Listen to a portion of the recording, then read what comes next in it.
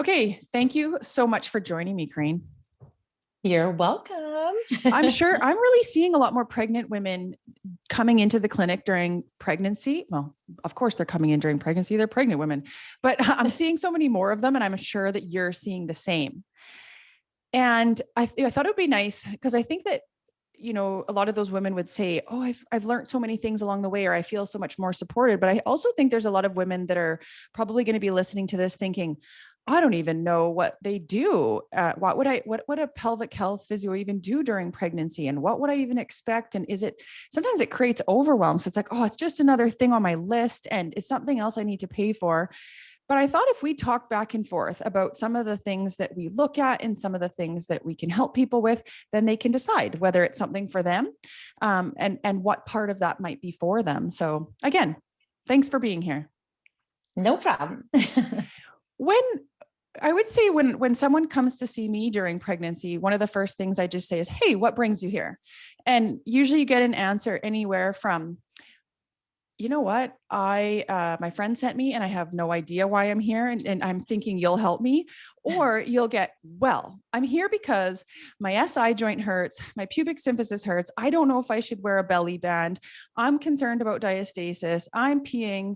I don't know what to do about birth. And so I think that I'm curious to know actually, what symptoms do you find women come to see you for at the clinic? I'd say, I mean, there's a full range, right? But I'd say I put it into the categories of pain. Mm-hmm. So definitely they're already having pain. Or number two, being proactive. Mm-hmm. So they might say, well, I don't have any symptoms, but I just know it's important, right? Mm-hmm. And they want to be proactive postpartum. Mm-hmm. And then I'd say maybe in a previous birth, if they had a bad experience and they want this one to be better. Mm-hmm. Or birth trauma that they had the first time, and they're trying to help get over that and feel more confident for the next birth. So I'd kind of say, I'd say pain, proactive, prevention, like those kind of categories. I'd kind of slot people. That's kind of, although there is a full range. Totally. And let's talk a bit about pain, just because you bring that up. And I think that's something that usually brings people in a bit earlier. Often they're not thinking about birth prep or postpartum recovery until they're a bit farther down and they haven't kind of made it there yet. So I think pain is probably the thing that brings people in the soonest. And what would you say? I find, SI joint pain, pubic symphysis pain, are two big ones. And what if we speak to that a little bit? And what are some ways or some reasons you'd explain that women might be experiencing those?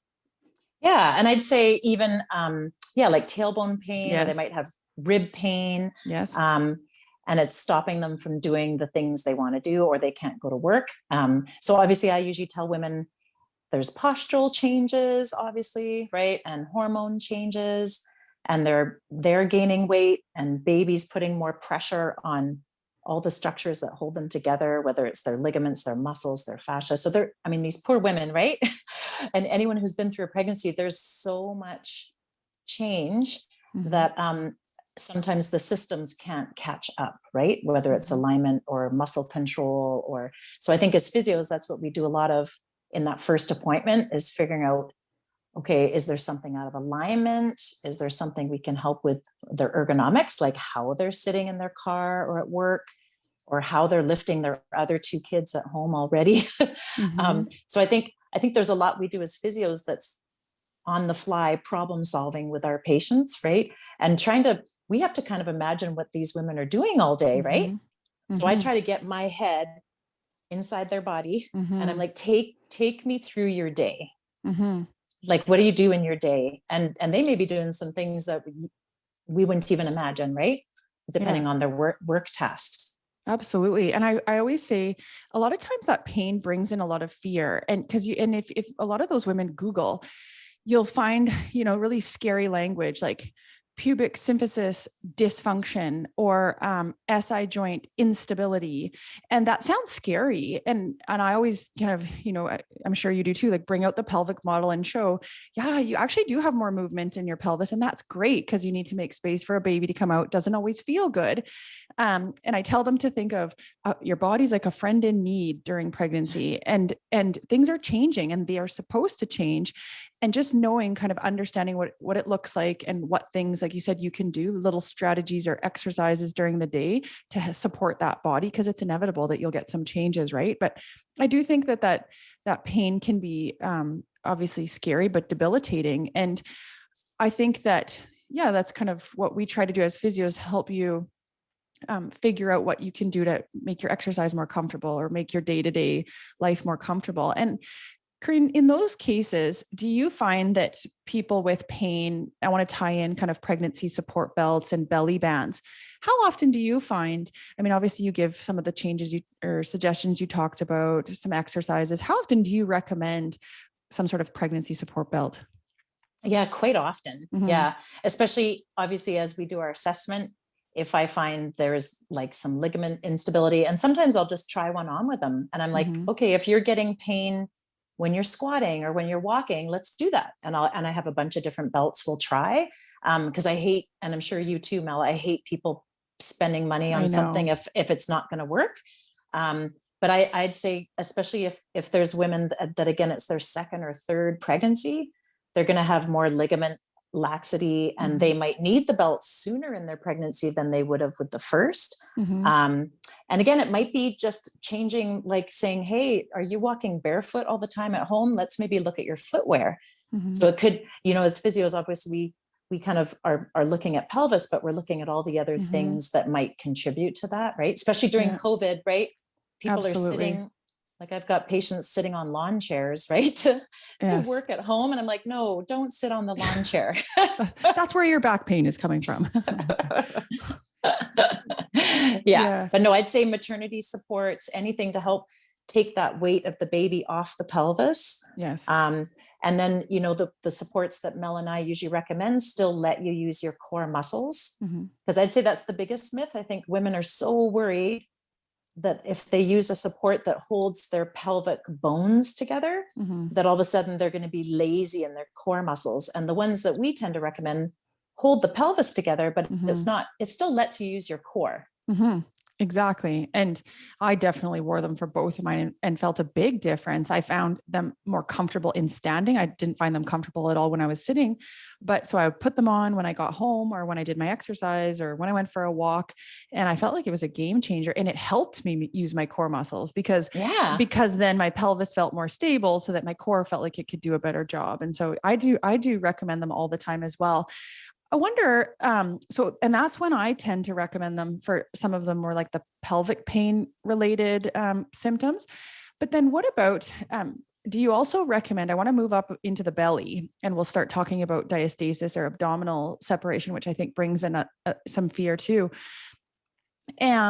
To talk about some of the belly band supports, because I think that there's a myth out there that if I buy one, my abs won't separate as much, or, that I won't be dealing, if I get one, I won't have diastasis. And so let's talk about that a little bit, because, no band is going to stop your abdominal muscles from stretching.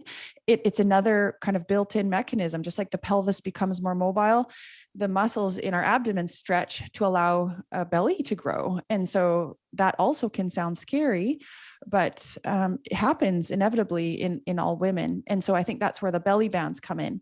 Talk about when you tend to recommend a belly band, and let's tie in diastasis.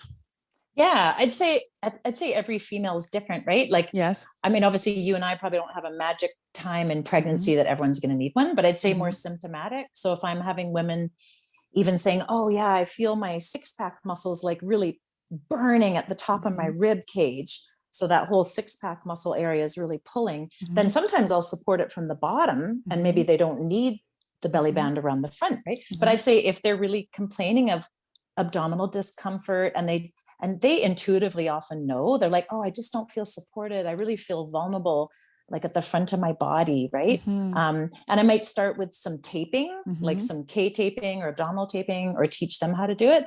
And then maybe we might start with a lighter support and go to something a bit, but again, always kind of modifying those postural changes. So if someone's standing with a lot of sway in their back, it doesn't matter what band, obviously, right, that you put on them, it's not going to support their belly. So I think as physios, we always go back to the basics and make sure the the foundation of their pelvis is where we want it. So often I'll even use like a wedge cushion. Mm-hmm. So I have a lot of women where I'll have them sit on a wedge. And so sometimes that changes their alignment and gets baby more centered in their pelvis. And they go, oh, now I don't feel like I need the belly band as much, right? So I'd say it's specific to women. And if they're having lots of abdominal burning and pulling and aching and fatigue, and they're just like, oh my God, I can't get through the day, then that's someone who probably needs something, right? Yeah, exactly. And I agree. I found that pelvis support helped me a lot. I had a really big belly, so I felt like I needed that. You're speaking my language here, but I did find that pelvic support took away a lot of that. So supporting from the bottom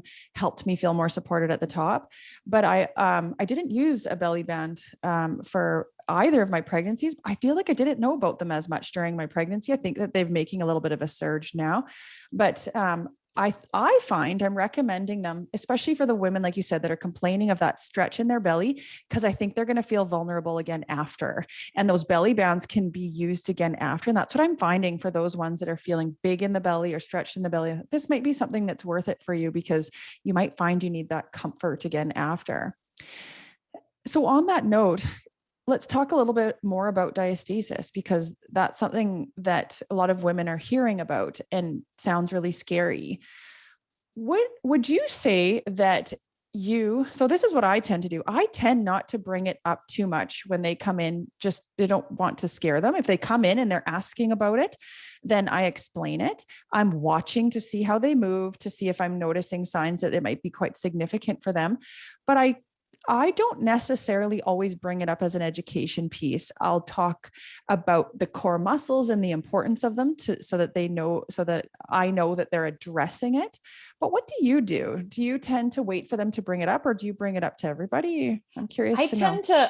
I kind of tend to, in that first, time that I meet the patient, I kind of tend to say to them, as physios, what we mainly do is control pressure. Mm-hmm. And so I'll say, okay, the ways that I see pressure pop out where we don't want it is as hemorrhoids. Mm-hmm. So it's either going to pop out your anus, or it could pop out as a hernia on the abdomen or belly button. Mm-hmm. It might pop out as prolapse, or it might pop out as diastasis. Mm-hmm. So to me, I kind of say to them, look, this is not necessarily going to happen, but potentially if we don't control your pressure by proper breath and mechanics and posture and all the things we do as physios. And I want to and because a lot of my female patients, I'll say, because prolapse could happen. They're like, pro who? What's a pro? What's a, and so even if they're not complaining of symptoms, I want to make sure, obviously, that we're teaching them on how to prevent any either downward pressure out the tummy, pressure out their anus, like wherever it's going. So I do try to bring it up, but again, not creating fear. I'll just say, we just want to control the pressure like you're a pressure cooker. Yeah. And we don't want the little valve at the top of the Instapot. We don't want, right? That's a great way to put it. And I think I was just thinking, like, leaking definitely fits into that too, because a lot of women say, oh my gosh, I'm leaking, but it's a good way to put it, because then you can tie in and say, one of the reasons we want to talk about your core muscles and helping you feel connected to those is because those muscles will help you manage all the pressures, right? Or all the areas where pressure can show up. That's a really good way to put it. I like that, because it makes it feel a little bit more of like one big thing, instead of like, and now I have to think of this, and now I have to think of this. It's all addressing the same thing, right? Yeah, that's great. I think that's a Julie Wiebe thing, right? We got to control the pressure. Yeah, absolutely. I just didn't explain it like that before. I love that. And then I think too, as we talk about pressure and, touching on diastasis, is that a lot of women want to know how to modify their exercise, because they'll come in and, we often ask, what are you doing now for exercise? What do you want to be? Are you doing what you want to do? And do you have any issues with what you're doing? And what do you want to do after, so that you have an idea? Because everybody's an individual, and I'm not going to tell you how to lift weights if you have no interest in lifting weights.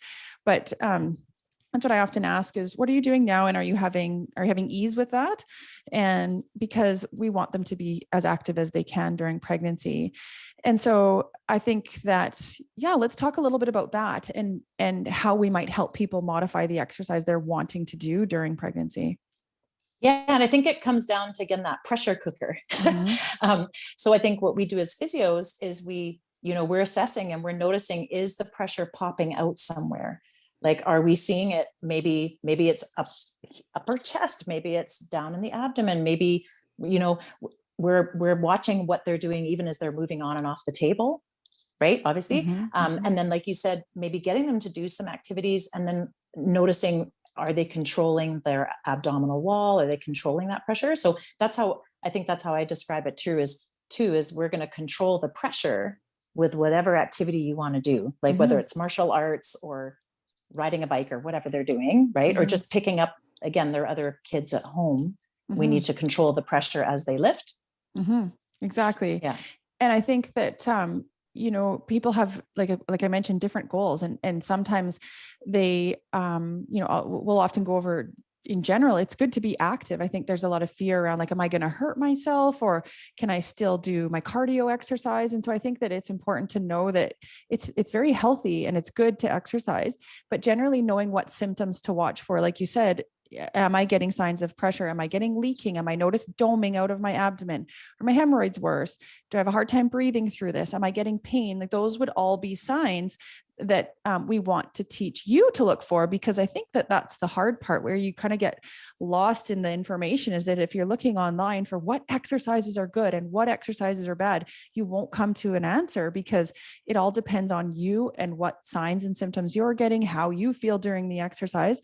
And so that's how we can individualize it, you know, with you. And I think that's important, is to have someone be able to talk to you about your goals and your symptoms. And then you can feel confident as you know, have to modify throughout your pregnancy, and which carries into postpartum as well. So I think even that's if a big part of it. Go ahead. Even if they're sleeping, right? So we might assess someone and they have good control of that pressure container, but then maybe they haven't slept in 1 week because their toddler's teething. And now they might not be able to control that pressure. And you're right, they need to look for those symptoms, because if they're just so tired that they're not going to be able to engage those core muscles. So I think that's important for women to know. Even how you control your core may, even within your own body, change depending what's going on in your life, right? And just like any other muscle, sometimes you have a good leg day at the gym. Sometimes your legs are like, oh, I can't do this. And that's totally normal for any muscle. So it's no different for our core muscles, right? Sometimes they're going to have endurance and they're going to feel rested and ready to work. And sometimes, nope, like maybe it's just a good day to have a cup of tea. Yeah, exactly. And I think it's important. I think that's the number one thing I always want people to take away, is like, how do I figure this out and recognize things in my own body? Because it's hard when you're trying to compare yourself to your friends or your neighbors. And yeah, I think that's important. So I think we talked about most of the pain, right? And, you know, things that might bring people in related to pain or discomfort. I mean, I think also too, things like you touched on, back pain and tailbone pain. Tailbone obviously having lots of connections with the pelvic floor, and you tied in, you know, different postural changes, which can be affecting back pain and tailbone pain. And then let's move and talk about birth prep. Like, sometimes when people come in, and they'll come in for pain, my SI joint hurts, and we'll talk about it. And sometimes I just kind of feel them out, and I'll explain to them, you know, how are you feeling about your upcoming birth, and how did it go last time? And what do you know about the muscles involved in birth, or what you have control over, just to kind of see where they're at. And yeah, a lot of women are starting to hear, wow, I didn't know that there was things I could control during my birth, or I didn't know that there was muscles that were involved in birth and that I have control over those muscles. Let's talk about that. And where do you tend to like to start with that, Corinne, when people come to see you? And obviously there's different considerations for vaginal birth prep and C-section birth prep, and everybody's birth plan. And so I'm kind of giving you a big question here, but yeah, where do you start? I think the first thing I ask is, or I try to get a sense of how much fear there is. Yes. Because I have a lot of women that maybe if they have vulvodynia or endometriosis, or they've had a history of pelvic pain already, and some of them, you know, they're surprised they even got pregnant because of how much pain they've had in the past. And then they have a lot of fear of how those muscles are going to even potentially open. So I think as physios, we do a really good job of really sensing, okay, what's this person's central nervous system doing? And I think that's the biggest thing that I do for birth prep, is like, how much fear or how safe do they feel? And then working on breath and working on things that would calm the nervous system. And then you and I know breath too is going to help open the pelvic floor. So I'd say feeling safe and supported, and like they're in control of no matter what happens, because nobody knows what's going to happen in the birth, right? It's just kind of, you got to go with the flow. So I try to prepare them to have like a big bag of tricks that they take into the birth room with them. And in that bag could be all the techniques we teach them, but also it could be all the tools that we, using trigger point balls and aromatherapy, and maybe a weighted blanket, and, maybe their favorite clothing. And those things can all calm your nervous system. So I think the biggest thing I do is figure out where they're at mentally. Like, are they totally freaked out, or are they like, no, I've already had 3 kids. I'm not worried. But even if you've had 3 kids, that 4th birth can be completely different. So I think my biggest thing as a physio is helping them feel supported and calm, and giving them tools with, no matter what happens in that room, that it's okay. Right. And even with C-section, right, we want good mindset and breathing, and there's still tons of stuff going into that C-section. Right. So I think I agree, because I think that, that's what we learn about first when we learn about the pelvic floor, is what it feels like to tighten it and what it feels like to relax it. But I've definitely learned as I go, and as I learn how much it's all related to the nervous system. And it's kind of like managing the nervous system really helps to manage your control of the pelvic floor. And I often start people with an awareness, because like you said, you meet them where they're at. And a lot of them are picturing their birth, or they understand, maybe that's the fear, is tearing or something like that. And so I'll meet them where they're at and talk about the anatomy of the area and explain to them, and then explain how they have control over that area. So often I'll start them off with an awareness. Sometimes that's external and sometimes that's internal, depending on what they feel like they need. And to be able to feel like, this is what it feels like for me to close that hole. That's what it feels like for me to open that hole. But then which ways can I use my nervous system to help this? Is it visuals? Is it certain breathing techniques? Where do I have to breathe to feel that open? What positions do I feel like that feels really open? And which smells or what positive affirmations help me. And I think that's where, when you describe that bag of tricks or that bag of tools, that bag's different for everybody. And I think that's where you'll get that empowerment, is finding out what you have in that bag. And so that, like you said, no matter whether it's, I planned on a vaginal birth at home, and this is what I envisioned, but I ended up in the hospital having a C-section, knowing that, all along the way, I have ways to kind of feel in control of this. And I agree, it's a very different journey for everybody. And what would you say, Corinne? And obviously I get this question a lot. I'm curious to know your answer. You hear a lot of people say, well, my mom thinks this is silly because she never did anything like this. I think I get lots of people that say that, because I think now there's almost too much information, right? Like I'm sure you hear women too just go, oh my God, if I look at one more thing on the internet, it's almost too much. Like, I think our moms were less fearful because they didn't know what to be afraid of. Like, they didn't get all worked up before. So sometimes I think keeping it simple, right? Keeping it simple. And I grew up on a farm. So I often use the analogy with my patients. I say, look, like if a dog or a cat is pregnant and they're going to have their babies or their litter, they're not going to do it like in the middle of the living room where the lights are bright and there's people around and there's too much stimulation. Like, they're going to go into a nice, cozy little corner where they feel safe and they feel like no one's going to like walk in on them. So I think, again, it's kind of like our lizard brain, like, we're wired like animals, right? So it's kind of like anything you would do to make a child feel safe before they go to sleep, or make an animal feel safe if it's been scared. It's kind of like what we need to nurture ourselves with when we go into labor, right? And even rocking a baby, like any rocking movements and rhythmical movements, and that, like waves of the ocean or any of those analogies, we need those in birth. And I think that's a lot of the labor birth prep, is positions of rotation and undulation and dancing and movement, right? But not like rigid movements like this. Yes. I agree. And I think that I would generalize and say that as we progress, as our society has kind of grown, it's become a lot busier. We're busier, we're more stimulated, and we're not as good at relaxing, or we're not as good as calming. And people feel uncomfortable being calm. And at the end of the day, when you understand that you want to be relaxed and calm in the process, I always say, like, it's sometimes you need to practice that. If you don't feel like you're good at that, you need to practice that. And I think that, knowing how to, feel relaxed in all sorts of different situations is the ultimate goal. And I think first, just being in touch with our bodies so that we know how to find that. And I think I agree. That's a big part of birth prep that sometimes you think a physio wouldn't be involved in. You're like, why is a physio talking to me about meditation? Or why is a physio talking to me about positive affirmations?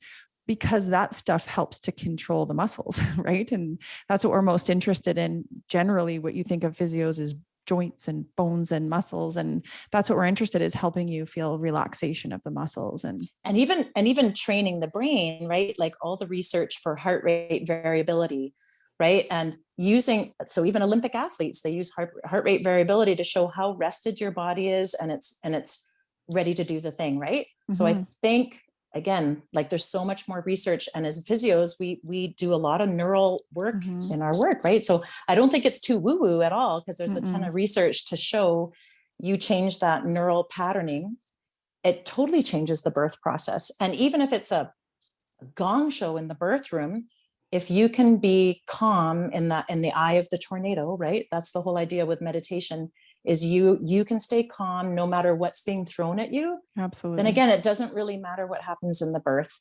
And for the birth partner, like I do a lot of work where I get the birth partner to come in too, and together as a team, right? So that everybody feels like they have a role, and that's where they get the support. That obviously we don't want, as physios, we're not making the mom do all the work. We want that partner to feel like they can help with that calming the nervous system. Absolutely. I think that's important. I think that the other benefit, we've touched on pain, we've touched on kind of preparation for birth, and the fact that I've heard a lot of people say lately, oh, I've heard that birth is a marathon. And yeah, physically it tests you, but I think the biggest test, I think, is mentally. And what a lot of women will say, it is the mental marathon, right, of it all. And I think that's, as physios, we want to help you prepare both physically and mentally. But then also the benefit of coming in is that you're not learning everything postpartum. And so I think a lot of the belief is that, well, I'll wait and see what my problem is, and then I'll go get help from them. But I think sometimes that makes it even harder, right? To access. You're like, oh shoot, I have to figure out who I'm going to go see, and I got to find childcare and everything. And I definitely find it makes a nice seamless transition when I've seen the client before, and I have an idea of their goal after. And I always say, they'll say, when should I see you after, Mel? I say, well, that's up to you. I want to help you feel supported. And so let's figure out something that works for you. And it doesn't need to be set in stone, but maybe then you have a bit of accountability. You know that you are in your calendar.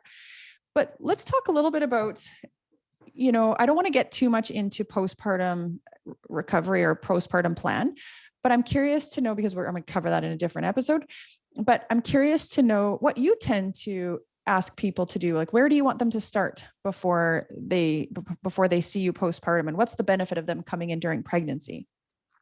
Yeah, I would say you're right. There's so much education and prep we can do during pregnancy to kind of like, as physios, if we were training someone to or teaching them how to be pre-op ready for an operation, right? Mm-hmm. Obviously there's tons of research to show they're going to have more benefits post-op that way. And so what I tell women is, the more prepared we can get you, again, mentally, emotionally, physically, postpartum isn't going to feel so strange. This body won't feel so weird to you. Mm-hmm. And plus you're going to be able to connect to it better, because you're going to be, from pregnancy, having been more connected to it, right? So I'd say, I try to say, everyone's going to have a different experience postpartum. Totally depends if they had twins versus C-section versus maybe they were on bed rest their whole pregnancy. Postpartum is going to be totally slower recovery. So I think each woman is totally different. But again, I think if they're seen by a physio during pregnancy, they're going to be able to like listen to their body better, Mm-hmm. because they don't know how to listen to their body if no one's helping them find their body. Mm-hmm. But if they have during pregnancy, then postpartum, they can listen to like, oh, okay, today I need to rest a bit more. Oh, no, maybe today I feel like I can walk a little further. Oh, no, I feel too much pressure in my perineum. That Mm-hmm. hemorrhoid just popped up. I have a bit of doming, like all those pressure things we Mm-hmm. learned during pregnancy. So Mel, I think you're right. The postpartum is not just about being strong physically postpartum. Mm-hmm. It's knowing how to manage things without panicking, Mm-hmm. right? Like kind of going, oh no, I remember we covered this, prenatal. Now I know what to do. Or if I don't know what to do, I know that the physio is there and I can book in, and that my postpartum recovery is going to be that much better and less painful. Yeah. So I think it, again, is so unique to each person, but Absolutely. And that's what I find, I kind of summarize it, that the muscles most affected during pregnancy and birth are muscles that are very automatic and we're not used to thinking about them, which makes them really cool muscles. But I think that's why it affects us so vastly postpartum, is that those muscles are responsible not only like an anchor to our body, but they control our bodily functions. And so it's normal that postpartum, after having a C-section or a vaginal birth, that you feel really weak or that you feel like your bodily functions aren't what they're supposed to be. That is normal, but that's scary too. And so understanding that that's going to be in somewhat like part of your postpartum recovery at the beginning, but having some plan to that, so that I was expecting this, and these are some things I was given. It really helps, like you said, mentally and physically. But I always say that those same muscles are the ones that we just worked on during pregnancy, to help you during your exercises and to help you deal with your pain and to help you prepare for your birth. We're just going to slip right back into some of those same things we were doing before, which doesn't feel like a new concept with a new baby and not enough sleep. It's kind of like, yeah, got that. And, I think that's the nice thing that COVID has brought, is that we are now available for online appointments. I think it makes more accessibility for our clients at home. And I've been contacted lately, sometimes as early as 3 days postpartum, not because I'm like, you need to get on this strict regime, but this woman said, Mel, I am feeling really good and I'm scared I'm going to do too much. Can you give me an idea? And so she knew to reach out, because I said, as soon as you feel ready, that's when you should reach out. If you have a question, then reach out. If you don't and you feeling you're great, then we'll see you later. But another woman reached out at something like 10 days postpartum recently. She's like, things are bad. I was planning on a vaginal birth and I had a C-section birth and I'm really overwhelmed. Can you talk me through some things? And so I think sometimes people believe that we're going to get them on an intense exercise core recovery routine postpartum. So I think just knowing that we're here to help you feel more ease in your day, we'll help you to feel less pain in your day, we'll help you physically manage your baby. I think it helps to know that we're there postpartum. Yeah. And how to do it safely, right? Because yes, exactly. Yeah. And that what we give is going to be addressing all those pressure issues that you mentioned, like help you manage your hemorrhoids, your diastasis, your leaking, your pain. Yeah. All of it.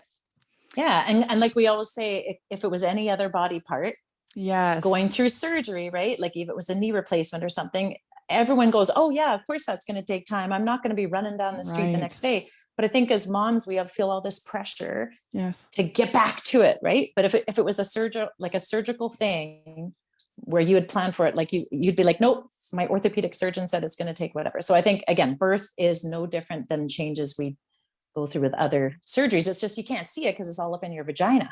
Absolutely. And it's very private. It's things that we're not used to talking about. And I think sometimes if no one's asking, you feel like this is normal, or I'm really weird and I'm embarrassed to bring it up. And so I think that's important to have these conversations. Corinne, is there anything that you feel like that we missed that, is a really important topic that we should be talking about for pregnancy? I'd say, because it's good we covered like incontinence and prolapse and pressure, but I'd say the sexual function, obviously. And the biggest fear that I think probably you too, that I get women saying is like, when should I be able to go back to sex, or when can I? Yes. And, the research shows that I think it's like 90% of women, like almost everybody, is going to have pain with the first time they attempt like penetration. So again, that's obviously what we do a lot of in our pelvic floor physiotherapy sessions. And that's why it's good to do it prenatal too, is teaching women what to expect, but again, how to heal quickly, but to keep those pelvic floor muscles relaxed, not just for labor, Mm-hmm. but postpartum, we need them to Mm-hmm. be able to expand and relax when they're ready, which Mm-hmm. is different for everybody, right? It could Mm-hmm. be a year later. It could be Mm-hmm. 6 months, right? It doesn't have to be 6 weeks. So that's the big thing I would say, especially if I've had women that have maybe had some tearing, Mm-hmm. birth trauma, maybe something really scary happened in the labor and delivery room and they didn't tear, but some like maybe Mm-hmm. baby's heart rate dropped really fast. That's going to make us Mm-hmm. tension. So I'd say the sexual function obviously is something we deal with. And that's something, again, like you said, Mel, people are afraid to talk about even with their doctor. Yeah, So absolutely. Absolutely. So I hope this has helped so that people can listen to some of the different things that we look at. And this does not mean that you have to come in and see us for 12 sessions to go over all this. I always tell people, like, we're here for you. And if you want to come in and talk about one thing, let's talk about one thing. If you want to come in and see me every week because you have questions, sure, let's do that. It's all for you. We do not have an agenda. We do not have a certain number of appointments you need to come. And I think that I like the topics we covered because I think it gives people an idea of what we're available for. And so thank you so much. you're welcome. Yeah, appreciate it.